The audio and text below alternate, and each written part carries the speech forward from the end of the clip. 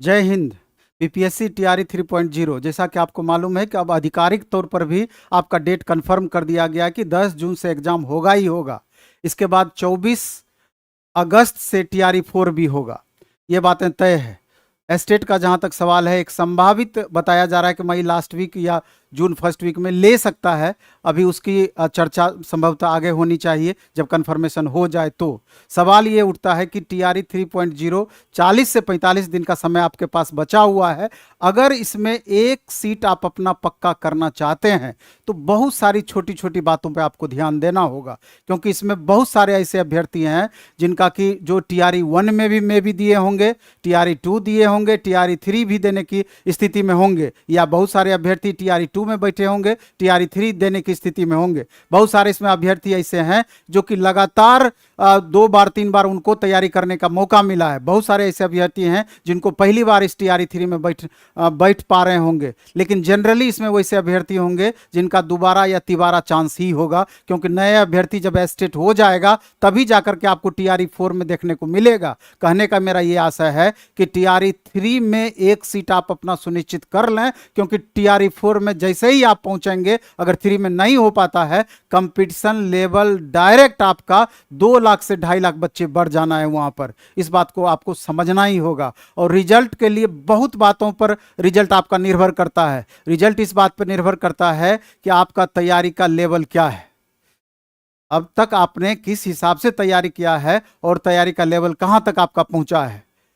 दूसरा इस बात पर निर्भर करता है कि आप जो पढ़ाई कर रहे हैं, कंपैरेटिवली भी आपको जज करना है तुलनात्मक रूप से। अगर 200-400-500 बच्चों के बीच अगर आप टेस्ट वगैरह देते हैं, आपका परफॉर्मेंस का लेवल क्या है, क्योंकि फ्लक्चुएट करते रहता है। जहां आप देखेंगे, जैसे अगर हम ही टेस्ट लेते हैं, मान लीजिए शनिवार रविवार को फुल सिलेबस का टेस्ट 150 क्वेश्चन का होता है, तो यहाँ पर जनरली होता है कि जब क्वेश्चन का लेवल हम टाइट किए हुए रहते हैं तो स्कोर आपका प्रभावित रहता है। जैसे ही क्वेश्चन का लेवल थोड़ा कम करेंगे तो आपका स्कोर बहुत ज़्यादा फ्लक्चुएट कर जाता है।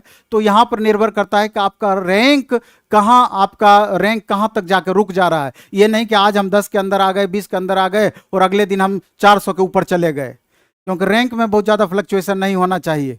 और जनरली इस बात को आप देखिएगा कि जब भी एग्जाम कैंसिल होके दोबारा से एग्जाम होता है, यानी री एग्जाम होता है, वहां क्वेश्चन के लेवल को बढ़ा दिया जाता है, या बढ़ा हुआ लेवल का ही क्वेश्चन जनरली सेट किया जाता है। आप देख लीजिए कि टीआरई 1 या 2 के वक्त जो मैथ का एग्जाम कैंसिल आपका हुआ था 9-10 का, जब दोबारा एग्जाम हुआ क्वेश्चन का लेवल आपका कैसा था, वो 100% 11-12 लेवल का था, इंजीनियरिंग लेवल का था, आईआईटी लेवल का था। इस तरह का क्वेश्चन पूछा गया था। बहुत अभ्यर्थी लगातार नाइंसाफी वाले बात बोल रहे थे कि हमारे साथ धोखा हो गया है।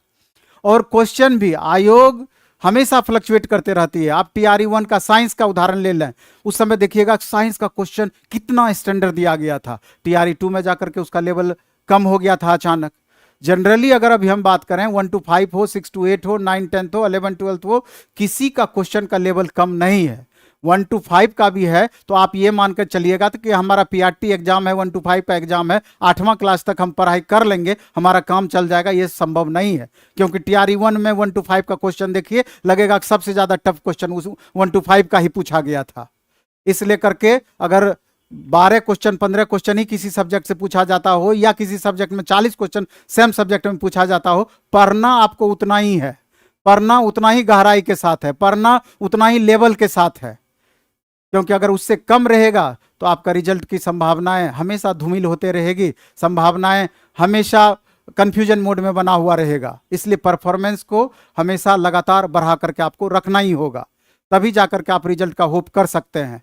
तो इस वीडियो में हम 1 to 5 पर, 6 to 8 पे, 9-10 पे, 11-12 पे चर्चा करेंगे कि किन किन छोटी छोटी बातों पर ध्यान दे करके हम अपने स्कोर में लगातार इजाफा कर सकते हैं या स्कोर बढ़ा सकते हैं। छोटी छोटी बातें हैं लेकिन महत्वपूर्ण बातें हैं, थोड़ा सा इस पर गौर करना है। अगर हम बात करें, जैसे देखिए पीआरटी है, पीआरटी को ही 1 to 5 आप बोलते हैं, पीआरटी है, पीआरटी को 1 to 5 आप बोलते हैं, 6 to 8 है, 9-10 11-12। अब पीआरटी में आप देखिएगा कि सबसे ज्यादा सब्जेक्ट यहीं पर है पीआरटी में। पीआरटी वालों को मैथ भी पढ़ना है, रीजनिंग भी पढ़ना है, हिस्ट्री पढ़ना है, ज्योग्राफी पढ़ना है, पॉलिटी भी पढ़ना है, 4-5 क्वेश्चन पॉलिटी से भी रहेगा। इसके अलावा आप देखेंगे कि जीए भी पढ़ना है, साइंस का तीनों पार्ट पढ़ना है, फिजिक्स, केमिस्ट्री, बायो, और आप हर सेक्शन में बेहतर करके ही मैक्सिमम स्कोर तक आप पहुंचते हैं। कोई सब्जेक्ट आपका बहुत अच्छा है, मान लीजिए कि बहुत ऐसे अभ्यर्थी हैं जिनका मैथ और साइंस बहुत अच्छा है, तो स्वाभाविक रूप से 15-16 क्वेश्चन अगर पीआरटी में मैथ से पूछता है, साइंस में 18-20 क्वेश्चन पूछेगा, तो ये दोनों अगर आपका बहुत अच्छा है, ये आपके लिए प्लस है। लेकिन बाकी सब्जेक्ट को इग्नोर करके चलेंगे तब भी आपका प्रभावित होगा, क्योंकि 1 नंबर का क्या महत्व है उन अभ्यर्थी से पूछिए जा करके जिनका टीआरई 2 में बराबर मार्क्स आया लेकिन फाइनल उनका नहीं हो पाया, क्योंकि सप्लीमेंट्री रिजल्ट की बातें नहीं थी, पहले ही क्लियर कर दिया गया है कि टीआरई 3 में सप्लीमेंट्री रिजल्ट हम नहीं देंगे। तो उनसे 1 नंबर का महत्व आपको जाके पता करना होगा। इसलिए कोई भी छोटी आपकी गलती हो, चाहे किसी सब्जेक्ट में क्वेश्चन बनाते समय आपने साधारण क्वेश्चन गलत कर दिया हो, या एग्जामिनेशन हॉल में एग्जामिनेशन फोबिया का शिकार आप हो गए हो, क्योंकि कई बार आप देखेंगे कि ऐसे परफॉर्मेंस जनरल आपका ठीक रहेगा और जैसे ही आप झुंड में जाकर के टेस्ट देते हैं, एग्जामिनेशन हॉल में जाकर के टेस्ट देते हैं, तुरंत लगता है कि आपका बहुत जाना हुआ चीज भी गड़बड़ाने लगता है, भूलने लगते हैं। तो उसका भी उपाय है कि उसको कैसे इंप्रूव करेंगे, एक अलग से हम वीडियो ही बना देंगे कि एग्जामिनेशन हॉल में किस तरीके से अपने परफॉर्मेंस को हम इंप्रूव करके रख सकते हैं या मेंटेन करके रख सकते हैं। इसलिए करके बहुत छोटी छोटी बातें हैं जिस पर ध्यान देने की जरूरत है। हम बता रहे थे कि अब इसमें जैसे ज्योग्राफी की बात ले लीजिए, तो ज्योग्राफी पीआरटी में लगभग 18 से 22 क्वेश्चन पूछा जाएगा। भारत का भूगोल पूछा जाएगा, बिहार का भूगोल पूछा जाएगा, कई तरीके, उसमें आपको पता है कि किस रेंज में अभी टीआरई 1 आप दिए होंगे, टीआरई 2, टीआरई 3, तीनों का क्वेश्चन पेपर आपके सामने है। एक आधार आपको पता है कि किस लेवल का क्वेश्चन लगातार पूछ रही है और कहां से क्वेश्चन पूछ रही है, एससीईआरटी पूछ रही है, एनसीईआरटी पूछ रही है, दोनों से पूछ रही है, उसी हिसाब से आपको तैयारी करने की जरूरत है। और आपकी तैयारी में और थोड़ा सहयोग बढ़ाने के लिए इस बार हमने अपना कंटेंट टीम को जिस हिसाब से क्वेश्चन पूछा है एनसीईआरटी, एससीईआरटी को, अभी लाइन बाय लाइन हमने उस पर लाइन बाय लाइन उसको वन लाइनर के रूप में हम चैप्टर बाय चैप्टर अलग करवा रहे हैं। 1 सप्ताह के बाद Telegram channel platform by Naveen Kumar Singh app Naveen Kumar Singh पर हम डाल देंगे, उसको आप निकाल लीजिएगा। पिछली बार एससीईआरटी का हमने ई बुक बना के दिया था, 45 क्वेश्चन डायरेक्ट उससे पूछा था, तो ये चीज़ आपको बहुत हेल्प करेगा।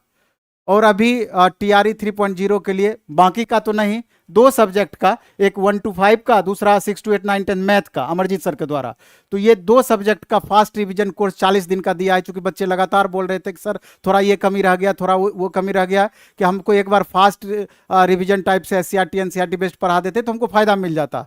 तो जिनको अगर जरूरत महसूस होता है, अपना platform by Naveen Kumar Singh app है, उस पर मात्र 499 रुपये में पूरा सब्जेक्ट टीआरई 3.0 के लिए आप देखिएगा, 499 रुपया फी जरूर देखना है। कई तरह का बैच है, और भी बैचेज है, जिनको सब्जेक्ट में प्रॉब्लम होगा तो अलग अलग सब्जेक्ट का अलग अलग बैच भी है, लेकिन फुल सिलेबस का 499 में दिया हुआ है। तो ऑनलाइन में और ऑफलाइन में उसका लगभग 2500 रुपया फी है। तो 7 बजे से 1 बजे आज से ही बैच स्टार्ट हुआ है, तो उसको आप कर सकते हैं, फायदा होगा। 6 to 8 मैथ और मैथ जिनका है या 9-10 मैथ, तो 12 बजे से 2:30 बजे ऑनलाइन में फास्ट रिवीजन कोर्स मैथ करके आपका बैच होगा, उसको कर सकते हैं। ऑफलाइन में भी भिकनापारी सेंटर पे आपका ये बैच अमरजीत सर के द्वारा स्टार्ट किया गया, उसको कर सकते हैं। लेकिन आप जो भी हो, जरूरत है तो यहाँ पर आकर के क्लास करें, जरूरत है तो ऑनलाइन लें, नहीं तो आप खुद से ही कीजिए, लेकिन कीजिए, करना पड़ेगा। 12 से 14 घंटे का रूटीन अगर 40 से 45 दिन के लिए आपको बनाना पड़े, उतना मेहनत करना पड़े, और उतना मेहनत करके एक सीट अगर आप अपना पक्का कर पाते हैं, उसमें बुराई नहीं होना चाहिए, उसमें गुरेज नहीं होना चाहिए, क्योंकि ये 45 दिन का मेहनत आगे का पूरा भविष्य आपका तय करेगा। आप ये समझिए कि मैक्सिमम टीचर की तैयारी साधारण परिवार के बच्चे ज्यादा करते हैं, सब करते हैं, ऐसी बात नहीं है, लेकिन कितनी आशा और विश्वास के साथ माँ बाप या गार्जियन आपको उस लायक बनाए हैं, अभी आप तैयारी कर रहे होंगे, तो अगर आपका फाइनल सिलेक्शन हो जाता है तो सिर्फ आपका जिंदगी ही बेहतर नहीं होगा, बल्कि पूरे परिवार का जिंदगी आपका बेहतर हो जाएगा, और समाज में हर जगह आपको एक प्रतिष्ठा की नज़र से देखा जाएगा। तो उस बात की कल्पना कीजिए, अगर थोड़ा भी डिमोटिवेट होते हैं, अपनी माँ बाप के बारे में सोचिए और पूरा 15 घंटा से कम मेहनत करने का प्रयास नहीं कीजिए। और रिजल्ट के लिए जो भी जरूरी चीज़ें हैं उनको जरूर फॉलो कीजिए। अगर आपने पहले से पढ़ाई कर रखा है तो लाइन बाय लाइन रूटीनबद्ध तरीके से हर सब्जेक्ट का आप रूटीन फिक्स कीजिए और लगातार रिवीजन कीजिए, लगातार रिवीजन कीजिए, लगातार रिवीजन कीजिए। एक एक चीज को 4 बार 5 बार आप पढ़िए, क्योंकि एक बार पढ़िएगा 80% दिमाग से स्किप करना ही करना है। 2 बार पढ़िएगा 60% आपके दिमाग में बना हुआ रहेगा। 3 बार पढ़िएगा 80% आपके दिमाग में बना हुआ रहेगा। 4-5 बार रिवीजन कीजिएगा, वो 100% वो आपका अपना हो जाएगा। पढ़िएगा, 1 मिनट फुर्सत नहीं है, और नहीं तो फुर्सत ही फुर्सत है। दोनों बातें हैं, हमेशा हम इस बात को बोलते हैं। आप देखिए ना, 9 से 10 सब्जेक्ट आपको पढ़ना है। पीआरटी वालों को समय आपके पास कहाँ है? आप जोड़ लीजिए पर सब्जेक्ट कितना देर का समय है। इसी में आपको रिवीजन भी करना है, जो आपका वीक पोर्शन है उस पर भी ध्यान देना है, सब्जेक्ट वाइज भी प्रैक्टिस करना है, फुल सिलेबस का भी प्रैक्टिस करना है, तभी तो उस लायक आपका इंप्रूवमेंट हो पाएगा। अगर आप पटना रहते हैं तो अभी हम बता देते हैं कि पीआरटी को छोड़ दीजिए, 6 to 8 9 10 की हम बात कर रहे हैं, चाहे आपका साइंस है, सोशल साइंस है, मैथ है, तो या हिंदी या इंग्लिश है। अभी 40 क्वेश्चन का हमने डेली टेस्ट स्टार्ट किया है, क्योंकि हमको पता है कि टीआरई 3 में मैक्सिमम स्टूडेंट का सब कुछ पढ़ा हुआ है। अब उनको अधिक से अधिक प्रैक्टिस करने की जरूरत है। ऑफलाइन मोड में हमारा बाजार समिति मेन गेट पे जो सेंटर है, फिर हमारा भिकना पहाड़ी पे जो सेंटर है, और इसी का सुविधा हम ऑनलाइन मोड में भी platform by Naveen Kumar Singh app पर हमने ये सुविधा दे रखा है। 40 क्वेश्चन का कल से ही जीएस का एक टेस्ट स्टार्ट किए हैं। आपको पता है कि 6 to 8 9 10 11 12 ये 40 क्वेश्चन सबके लिए कॉमन है। 40 क्वेश्चन में आपका 5 पेपर आएगा, हिस्ट्री आएगा, ज्योग्राफी आएगा, जीए आएगा, मैथ आएगा, साइंस आएगा। 8-8 क्वेश्चन सब सेक्शन से रहेगा, और एक एक मार्क्स जोड़ करके ही हमेशा हम बोलते हैं आप मैक्सिमम तक पहुंचेंगे। इसलिए 40 मार्क्स का, चूंकि ये आपके स्कोर में ऐड होता है, इसका एक अपना अलग महत्व है। इसलिए 40 क्वेश्चन का डेली प्रैक्टिस कीजिए, और 9:15 बजे से इसका डिस्कशन नवीन कुमार सिंह यूट्यूब चैनल पे होता है। आप देखिएगा डिस्कशन कितना बेहतरीन होता है, उस डिस्कशन का लाभ उठाइए। और जैसे ही जीएस का टेस्ट खत्म होता है, एसएसटी वाले बच्चों का हिस्ट्री का टेस्ट, पॉलिटी का टेस्ट, ज्योग्राफी का टेस्ट, सब टेस्ट लगातार है। 40-40 question daily, Monday to Friday, और शनिवार रविवार को 150 क्वेश्चन फुल सिलेबस का। सप्ताह में 7 दिन प्रैक्टिस के लिए हमने रखा है।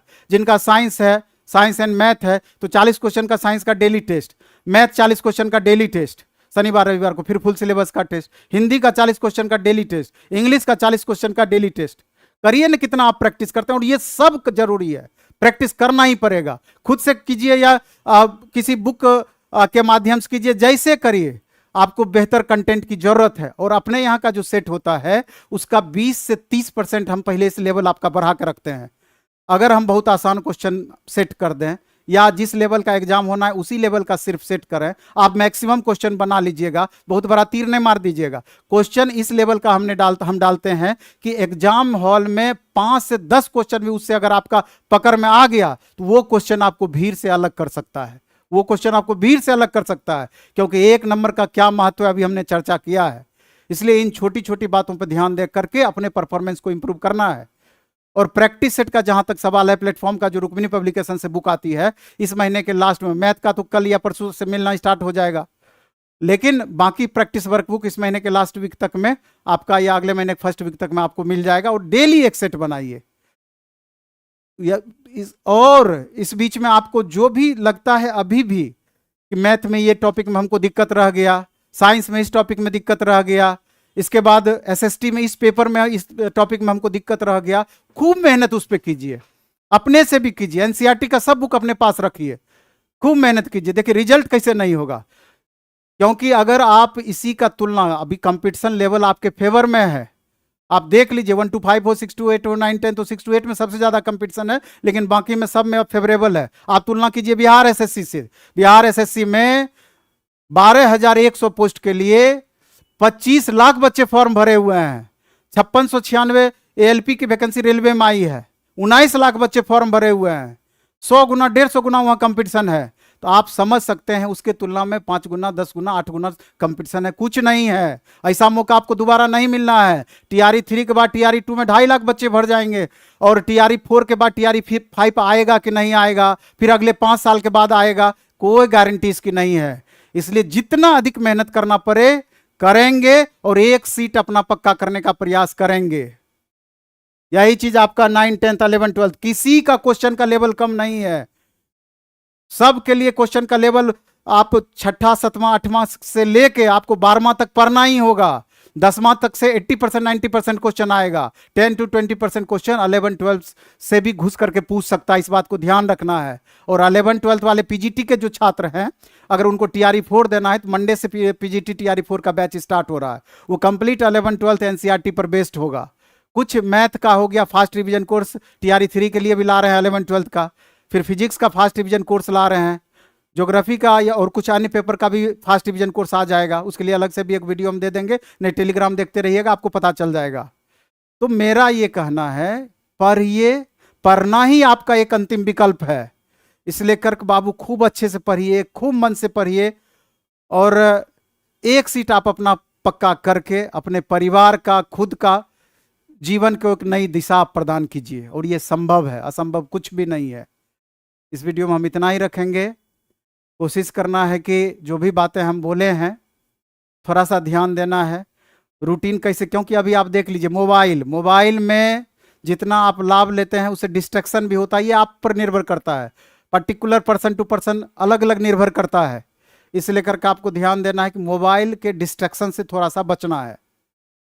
क्योंकि मोबाइल का यूज कीजिए, दुरुपयोग उसका मत कीजिए। क्योंकि 2 घंटा 3 घंटा ही शॉर्ट्स देख रहे हैं, वीडियो देख रहे हैं, किसी से बात कर रहे हैं, वो काम नहीं देना है। थोड़ा अगर बाहर रह के तैयारी कर रहे हैं, घर पर भी तैयारी कर रहे हैं, थोड़ा गेस्टिंग से बचना है। कुछ चीज़ों को अभी से लेकर के एग्जाम तक इग्नोर करना है। आप किसी पर्टिकुलर पर्सन को जो आपके बहुत प्रिय हैं उसको भी इग्नोर कर दीजिएगा। अगर आपका रिजल्ट हो जाएगा तो फिर सब यथावत हो जाएगा, नहीं तो वही आदमी आपको बाद में जाकर के पूछे, बोलेगा कि जब जाते थे ऐसे गप देता था, ऐसे ये देता था, तो फिर उसी आदमी का भाषा आपका बदल जाएगा। इसलिए करके इस चीज़ को इग्नोर करना है और अपने लिए 1.5 महीना कम से कम मेहनत कीजिए, अपने ज़िंदगी के लिए 1.5 महीना मेहनत कीजिए। धन्यवाद, बेस्ट ऑफ लक।